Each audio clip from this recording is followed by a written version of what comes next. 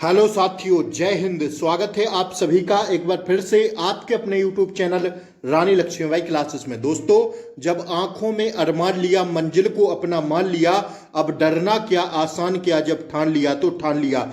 अगर आपने इस बार साथियों वर्दी पाने की ठान ली है, अग्निवीर परीक्षा पास करने की ठान ली है, तो साथियों आपको कोई रोक नहीं सकता है।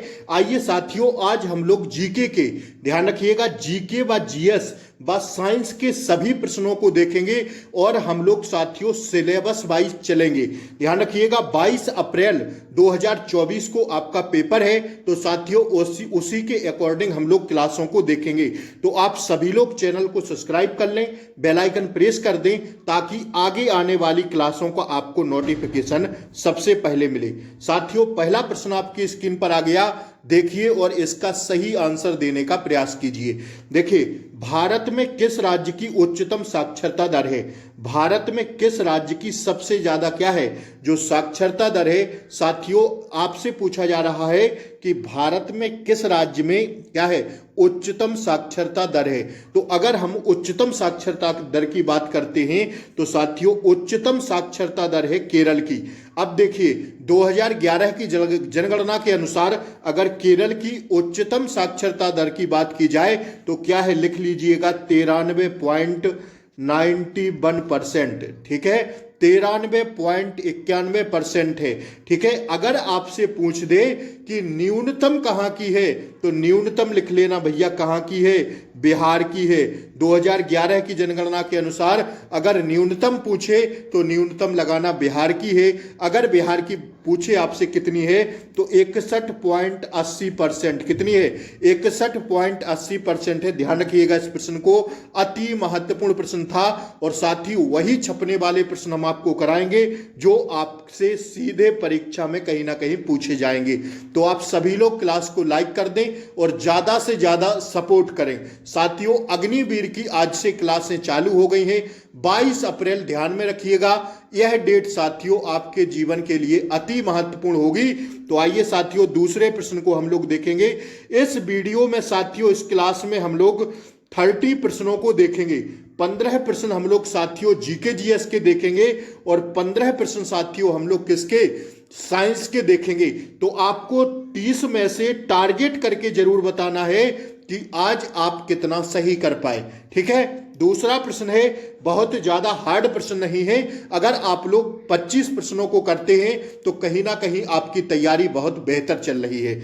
भारत में गोवा को पुर्तगालियों से कब आजाद कराया? देखिए, भारत से गोवा से साथियों, भारत में गोवा से जो पुर्तगाली गए थे वो कब गए थे, मतलब पुर्तगाली कब गए थे भारत को छोड़कर? तो साथियों, भारत को छोड़कर गए थे पुर्तगाली 1961 में। इस डेट को याद रखिएगा। और पुर्तगाली ही वह व्यक्ति थे जो साथियों भारत में सर्वप्रथम आए थे और सबसे बाद में पुर्तगाली ही हमारे देश को छोड़कर गए थे। तो साथियों, इसका राइट आंसर होगा option B, 1961। 1961 is the right answer. Option B हमारा क्या हो जाएगा, राइट आंसर हो जाएगा। ठीक है, पुर्तगाली ही वह व्यक्ति थे जो साथियों हमारे देश में सबसे पहले आए थे और सबसे बाद में हमारे देश को छोड़कर गए थे। ठीक है ना, 1961 में गोवा से पुर्तगालियों को हम लोगों ने आजाद कराया था। तो साथियों इसका राइट आंसर हो जाएगा ऑप्शन बी। ठीक है, तीसरे प्रश्न पर हम लोग बढ़ते हैं। आप सभी लोग क्लास को ज्यादा से ज्यादा शेयर कर दें, उन सभी भाई बहनों, मित्रों, दोस्तों, यारों तक यह क्लास भेज दें जो इस बार साथियों आर्मी अग्निवीर की परीक्षा तहे दिल से कर रहे हैं। ठीक है ना, भारतीय संविधान का निर्माता कौन है? तो किसको माना जाता है भारतीय संविधान का निर्माता? अब अगर हम भारतीय संविधान के निर्माता की बात करते हैं तो देखिए, दामोदर मिश्र तो बिल्कुल नहीं है, देखिए सरोजनी नायडू भी नहीं है, पंडित जवाहरलाल नेहरू नहीं है, यह तो साथियों भारत के पहले प्रधानमंत्री हैं। तो भीमराव अंबेडकर जो है साथियों, यह भारतीय संविधान के कौन है, निर्माता है। एकदम आसान प्रश्न था साथियों, इन्होंने ही साथियों संविधान को रचा, संविधान को गढ़ा। हमारा संविधान जो इतना खूबसूरत है वो साथियों इन्हीं की देन है, डॉक्टर भीमराव अंबेडकर की। तो साथियों भारतीय संविधान के निर्माता कौन कहे जाते हैं? डॉक्टर भीमराव अंबेडकर कहे जाते हैं। ठीक है, अति महत्वपूर्ण प्रश्न था। ऑप्शन सी हमारा क्या हो जाएगा, राइट आंसर हो जाएगा। आप सभी लोग जल्दी से जल्दी क्लास को शेयर कर दें, क्लास को लाइक जरूर कर दीजिएगा, ठीक है। लाइक शेयर करके सब्सक्राइब कर लें ताकि अब डेली क्लासों का नोटिफिकेशन आपको सबसे पहले मिले। तो ज्यादा से ज्यादा आप लोग सब्सक्राइब करें चैनल को और साथियों क्लास को शेयर कर दें, लाइक कर दें, ठीक है ना। आइए, भारत के द्वारा बनाया गया यूएबी जो है साथियों, इसका नाम क्या है? देखिए, उड़ान है, निशांत है, मैत्री है, या इनमें से कोई नहीं है। तो जो भारत के द्वारा बनाया गया यूएबी है, इसका नाम है साथियों निशांत। क्या है? निशांत है। ऑप्शन बी हमारा क्या हो जाएगा साथी? राइट आंसर हो जाएगा, ठीक है ना। चौथे का राइट आंसर होगा ऑप्शन बी। आइए, पांचवें प्रश्न को हम लोग देखेंगे। कुछ बकवास नहीं होगा, सीधा क्लास में एंट्री करिएगा और पूरी क्लास देखिएगा, ठीक है ना। बांग्लादेश की स्थापना कब हुई थी? अति महत्वपूर्ण प्रश्न है, अग्निवीर में पूछा गया प्रश्न है। तो साथियों, बांग्लादेश की स्थापना हुई थी, लगाइए स्टार, 1971 में, ठीक है। कब हुई थी? 1971 में बांग्लादेश राज्य बना था। ऑप्शन ए हमारा इसका क्या हो जाएगा साथी? राइट आंसर हो जाएगा, ठीक है ना। छठवां प्रश्न आपकी स्क्रीन पर आ रहा है, देखिएगा आप जल्दी से। भारत के प्रथम राष्ट्रपति कौन थे? देखिए, अभी मैंने बताया कि पंडित जवाहरलाल नेहरू भारत के प्रथम प्रधानमंत्री थे। अगर यही हम बात करते हैं कि भारत के प्रथम राष्ट्रपति कौन थे, तो साथियों प्रथम राष्ट्रपति थे doctor Rajendra Prasad. Option A is the क्या हो जाएगा? करेक्ट आंसर हो जाएगा, ठीक है। 6 का राइट आंसर होगा ऑप्शन ए। अगला प्रश्न हम लोग देखेंगे, निम्न में से भारत किसका सदस्य नहीं है? देखिए, भारत साथियों आसियान का सदस्य है, सार्क का है, लेकिन नेम का नहीं है। तो आपसे पूछा क्या जा रहा है भैया कि निम्न में से भारत किसका सदस्य नहीं है? तो आंसर लगाइएगा दौड़कर, ऑप्शन सी हमारा क्या हो जाएगा? राइट आंसर हो जाएगा, ठीक है ना। 7 का ऑप्शन सी होगा। अगला प्रश्न हम लोग देखेंगे। देखिए, वीरता का सर्वोच्च पुरस्कार कौन सा है? अगर वीरता की बात करते हैं, देखिए अगर आपसे कहे कि भारत का सर्वोच्च पुरस्कार दिया जाने वाला कौन सा है, तो साथी भारत रत्न लगाइएगा। लेकिन आपसे पूछ दिया है कि वीरता का सर्वोच्च पुरस्कार कौन सा है, तो वीरता का सर्वोच्च पुरस्कार होता है साथियों परमवीर चक्र, ठीक है। ध्यान रखिएगा इस प्रश्न को। ऑप्शन ए हमारा क्या हो जाएगा? राइट आंसर हो जाएगा परमवीर चक्र, ठीक है। वीरता का पुरस्कार कौन सा है? तो वीरता का जो सर्वोच्च पुरस्कार होता है वो होता है परमवीर चक्र। साथियों, अग्निवीर की परीक्षा है, इस प्रश्न पर तो आप लोग 5 स्टार दीजिएगा, क्योंकि यह प्रश्न तो छपेगा पेपर में, 100% यह प्रश्न आपको देखने को मिलेगा। तो ऑप्शन ए हमारा क्या हो जाएगा इस प्रश्न का? राइट आंसर हो जाएगा, ठीक है। आइए, अगला प्रश्न हम लोग देखेंगे। साथियों, आप लोगों के लिए मैथ, रीजनिंग सारी क्लासें मैं दूंगा। देखिए, जब शुरुआत कर दी है तो अब पीछे नहीं हटना है साथियों। बस आप लोग ज्यादा से ज्यादा सपोर्ट करिएगा क्लास को, ठीक है। ज्यादा से ज्यादा शेयर करिएगा और सब्सक्राइब जरूर करिएगा, ताकि अगली क्लासों का नोटिफिकेशन आप तक सबसे पहले पहुंचे, ठीक है। लखनऊ कौन सी नदी के किनारे स्थित है? देखिए, लखनऊ नवाबों का शहर कहा जाता है, और भैया लखनऊ जो है उत्तर प्रदेश की राजधानी है साथियों। यह बसा है गोमती नदी के किनारे, ठीक है। ऑप्शन ए हमारा क्या हो जाएगा? राइट आंसर हो जाएगा, ठीक है ना। आइए बढ़ते हम लोग अगले प्रश्न की ओर। मोहनजोदड़ो स्थित है लोथल, रंगपुर, सिंध या नालंदा? तो आप सब लोग जानते हैं साथियों, मोहनजोदड़ो स्थित है कहां पर? सिंध में। ऑप्शन सी हमारा क्या हो जाएगा भैया? राइट आंसर हो जाएगा, ठीक है ना। आइए देखिए, राज्यसभा का सदस्य बनने के लिए न्यूनतम आयु कितनी है? जब हम बात साथियों राज्यसभा की करते हैं, और राज्यसभा का सदस्य बनने की न्यूनतम आयु जो होनी चाहिए वो साथियों 30 वर्ष होनी चाहिए। और अगर राज्यसभा का कार्यकाल पूछ दे आपसे, तो भैया 6 वर्ष का होता है, ठीक है। राज्यसभा का कार्यकाल कितने वर्ष का होता है दोस्तों? 6 वर्ष का होता है। इस पॉइंट को भी याद रखिएगा।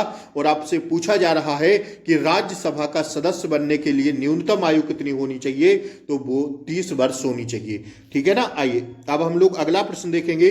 12वां प्रश्न आपकी स्क्रीन पर है। पश्चिम बंगाल की राजधानी क्या है? एकदम आसान हलवा प्रश्न है कि पश्चिम बंगाल की राजधानी होती है दोस्तों कोलकाता, ठीक है। ऑप्शन सी 12 का हमारा क्या है? एकदम करेक्ट आंसर है, ठीक है ना। आइए बढ़ते हैं हम लोग अगले प्रश्न की ओर। अगला प्रश्न पर हम लोग बढ़ेंगे।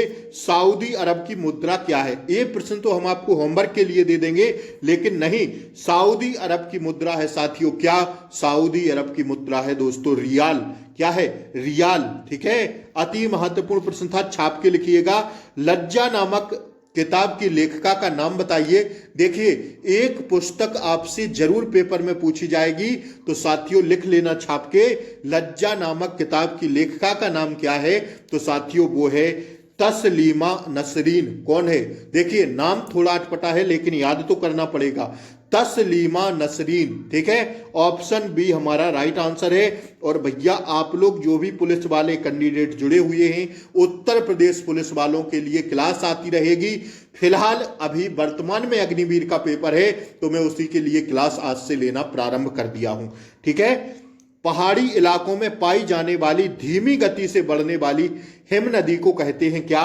देखिए, पहाड़ी इलाकों में पाई जाने वाली धीमी गति से बढ़ने वाली हिम नदी को कहते हैं क्या?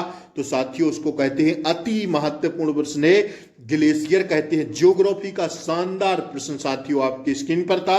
ऑप्शन ए हमारा क्या हो जाएगा भैया? एकदम राइट आंसर हो जाएगा, glacier is the right answer है। ठीक है, आइए, सार्क की स्थापना किस वर्ष हुई थी?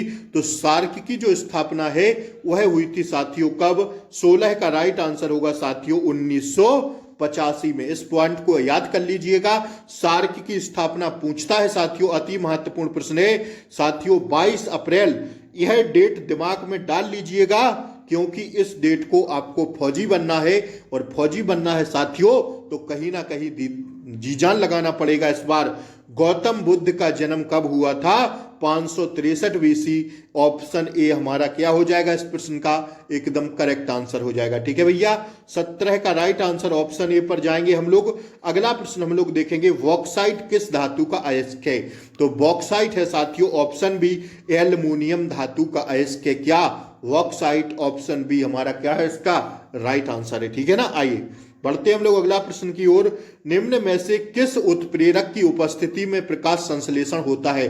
साइंस के जबरदस्त प्रश्न आपकी स्क्रीन पर आ गए हैं। बताइए, इन सभी प्रश्नों का 15 नंबर की साइंस आपसे पूछी जाएगी। 15 प्रश्न साइंस के, 15 जीके जीएस के प्रश्न पूछे जाएंगे, 15 आपसे साथी मैथ के और 5 रीजनिंग के प्रश्न पूछे जाएंगे। तो हम लोग सभी प्रश्नों को देखेंगे। बस आप लोग जुड़िएगा, क्लास को शेयर कर दीजिएगा और चैनल को सब्सक्राइब करके जरूर रखिएगा, ताकि आपको क्लासों का नोटिफिकेशन रेगुलर सही समय पर मिलता रहे।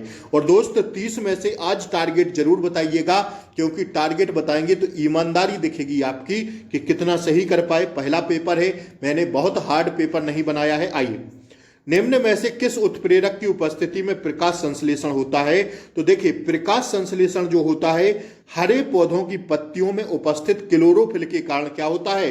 प्रकाश संश्लेषण होता है। निम्न में से किस उत्प्रेरक की उपस्थिति में प्रकाश संश्लेषण होता है? तो हरे पौधों की पत्ती में उपस्थित क्लोरोफिल के कारण क्या होता है?